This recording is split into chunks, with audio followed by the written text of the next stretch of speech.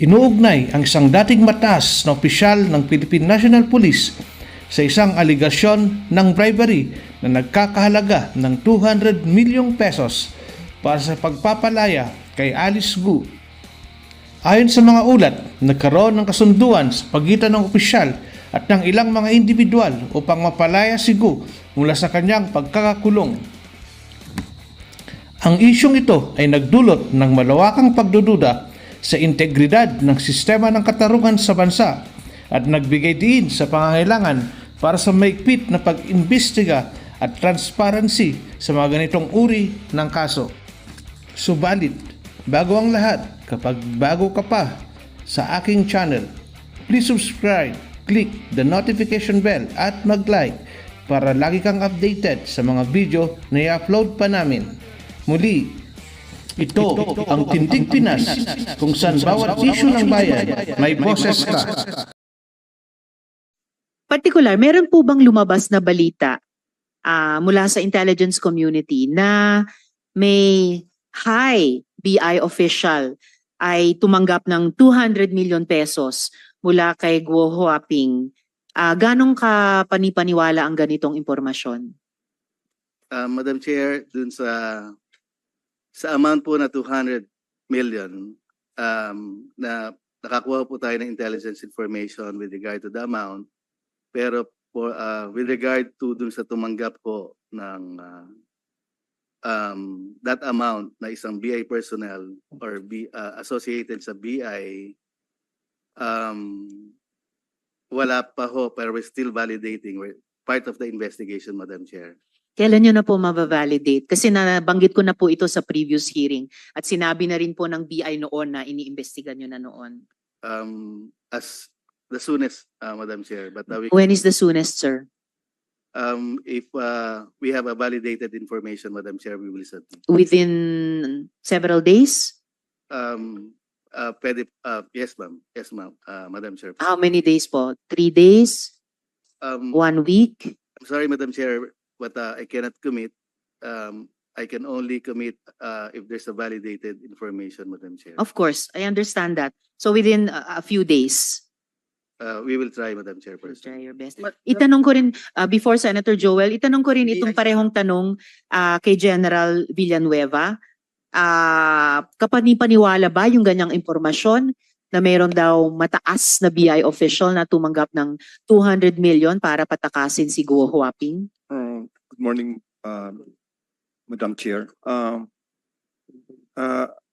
Actually, ma'am, we haven't confirmed yet kung talagang may mga usap-usapan po within the intelligence community. Yes. Pero wala pa pong confirmation, ma'am, kung may mga witnesses na mayroon talagang nabigyan. But yun ang usap-usapan ngayon. They're still validating it, ma'am. Ano pa po yung usap-usapan bukod sa general detail na yon na 200M to a high BI official? Meron pa bang ibang mga di umanong sinuhulan? Meron pa bang additional amounts na pinag-uusapan? May pinag-uusapan na yung sa border immigration. Mhm. Hindi ko lang alam, ma'am, yung exact amount, including PNP officials. Mm. Pero hindi ko pa rin confirm yun, ma'am. Kasi I'm outside of the loop lately, ma'am, because we're busy right now helping the law enforcement agencies running after the illegal pogos in the countryside or in the provinces. Alin pong PNP units ang binabanggit sa usap-usapan? Hindi PNP unit, ma'am, but personalities. PNP personality. Sino-sino po?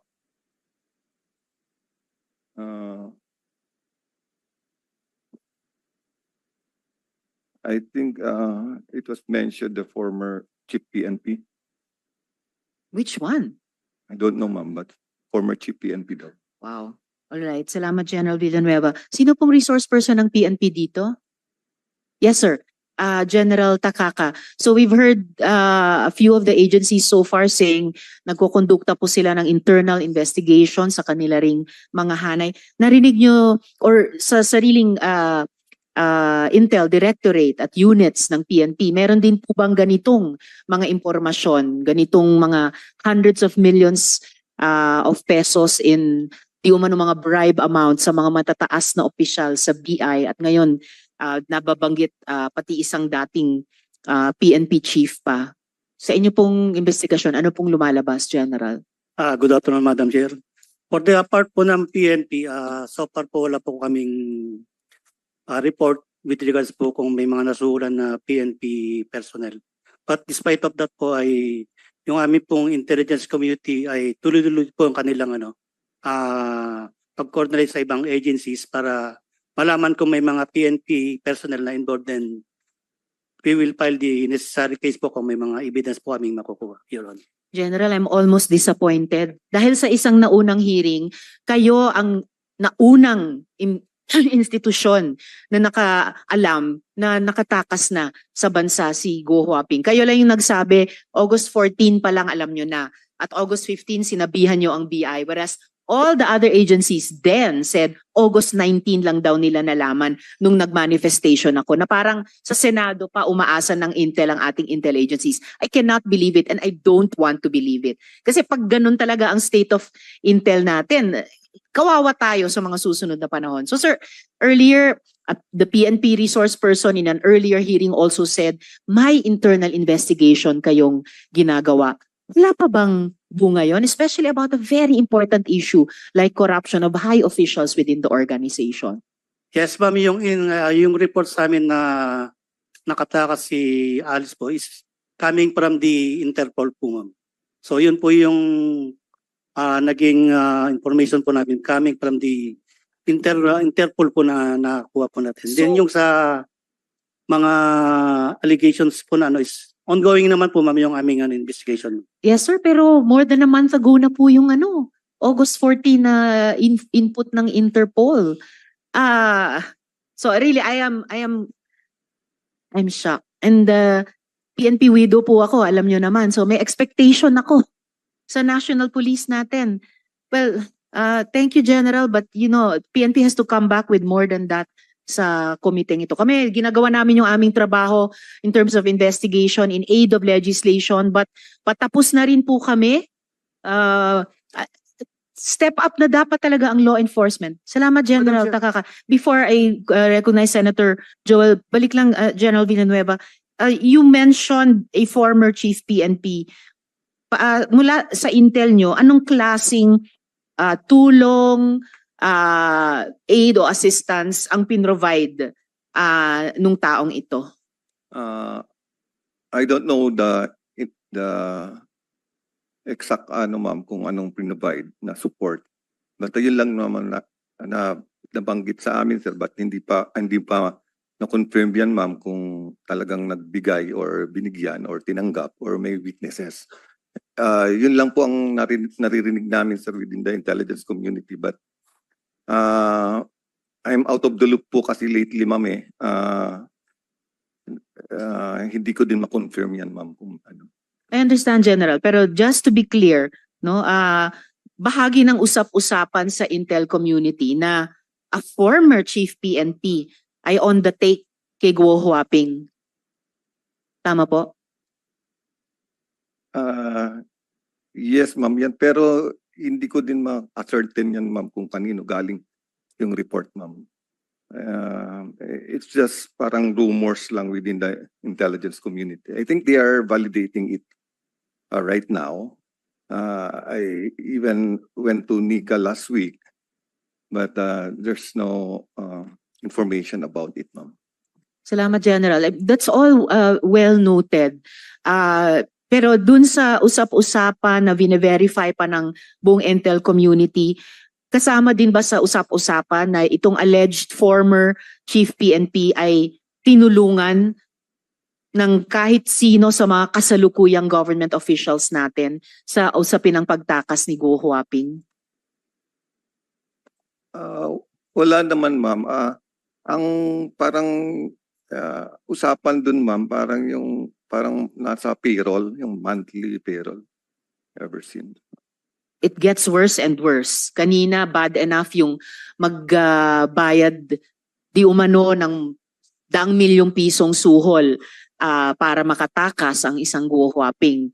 Even worse, kung historically may monthly payroll. Attorney Magno, sa NBI po ba may ganyang mga anggulo rin tinitignan ang bureau, yung suhol, pati sa isang dating chief PNP, at yung monthly payroll, pati sa mga government officials? Madam Chair, lahat po yan ay tinitingnan po natin. But at this moment, we cannot comment on the investigation and intelligence gathering that we are conducting. Since sa binubuo po naming pag-backtrack at pag-iimbestiga, ay kasama po namin tinitingnan niya, Madam Chair. Last on the list for today, dapat sana si Senator De La Rosa, unless gusto rin ninyong sa susunod na hearing na. But ngayon, Short lang. short. All right. You have the floor, Senator De La Rosa. Thank you, Madam Chair. Alice, si Wesley Go is your brother. Am I correct? Opo. Ngayon, there is an information na magkasama sila ni Wang Ziyang ngayon somewhere, kung nasa Hong Kong or sa Singapore ba. Are you comfortable with that information? Na magkasama silang dalawa? Sen, honestly, wala po akong idea po. Hindi ko po alam Hindi, kung magkasama I'm po not sila. asking about the idea. Okay, being your brother, itong si Wesley Go, komportable ka na magkasama sila ni Wang Ziyang doon sa ibang bansa? I assume po hindi po sila magkasama. Hindi po ako comfortable po. Granting magkasama sila. Komportable ka, hindi? Hindi. May we know the reason why? We are helping you here. Opo, sorry po, I refuse to answer po. Hindi ka komportable. Po ako comfortable po na sabihin po. Pero hindi po ako comfortable po na magkasama po. Magkasama sila. Okay. Thank you. Next question, Alice.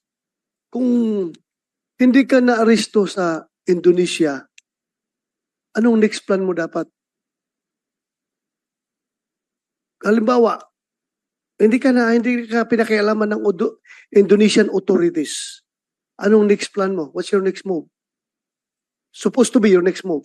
Actually, honestly po, Sen, nag-uusap po kami na uwi na po ako dito sa Pilipinas.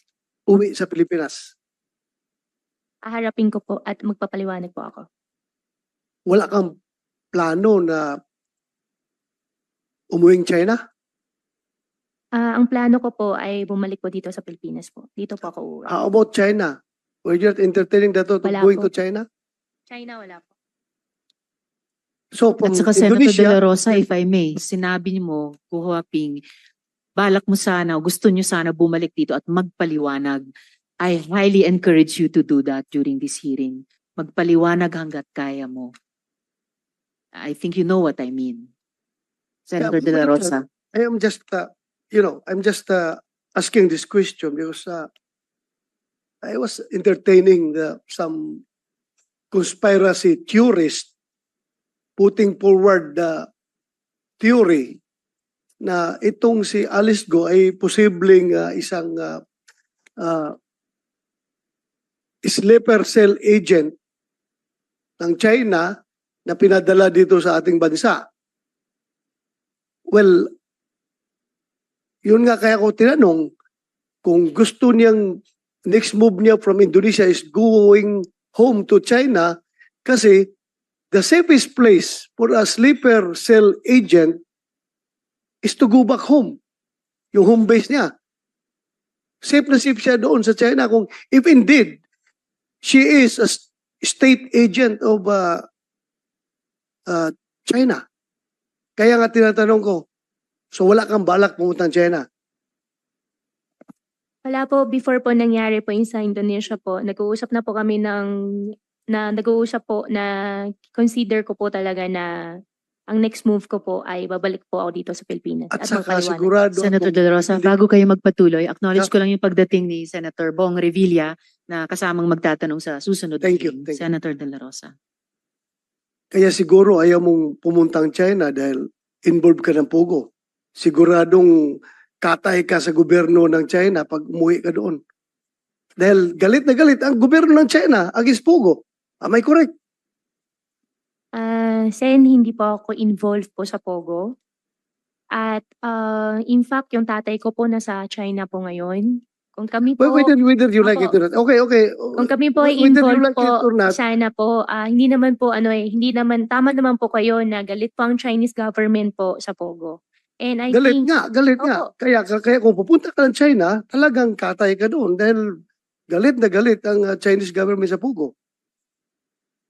hindi po yan ang reason kung bakit di pa ako pupunta ng China. Ang reason ko po, babalik po ako dito sa Pilipinas at magpapaliwanag ako dito at haharapin ko po kung ano man po yung mga aligasyon po. Correct. But you cannot remove the fact that ikaw ay involved sa Pogo. Whether you deny it or not, kaming lahat dito naniniwala talaga na involved ka sa Pogo.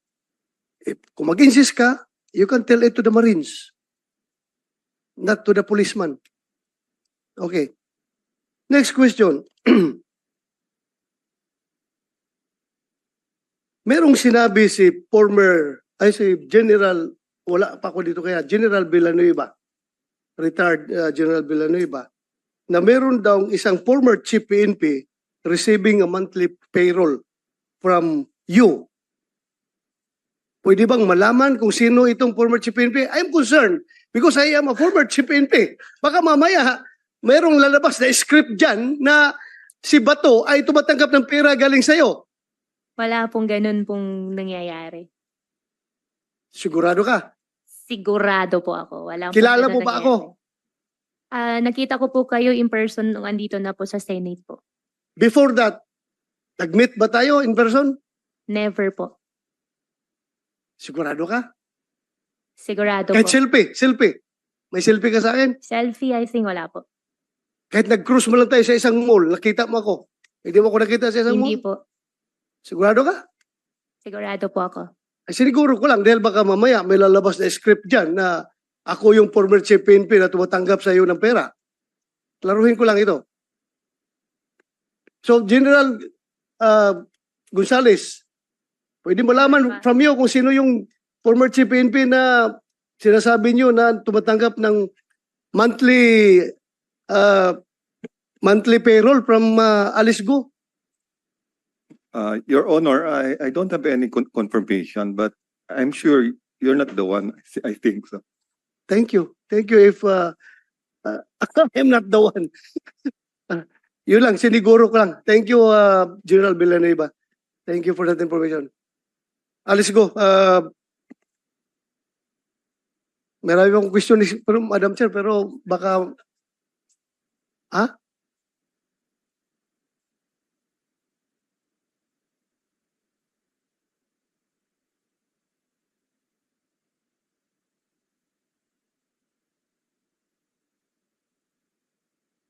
That's all for me for now, Madam Chair.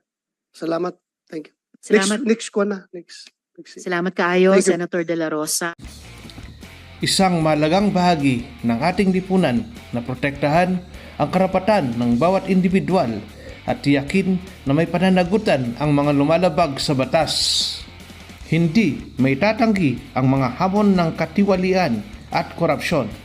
Sana matanggal na ang korupsyon sa ating bayan upang mas mapaunlad at mapabuti ang sistemang pangkatarungan. Ikaw, kaibigan, ano ang iyong opinyon? Pakilagay naman sa comment section. Muli, ito ang Tindig Pinas kung saan bawat isyu ng bayan may boses ka.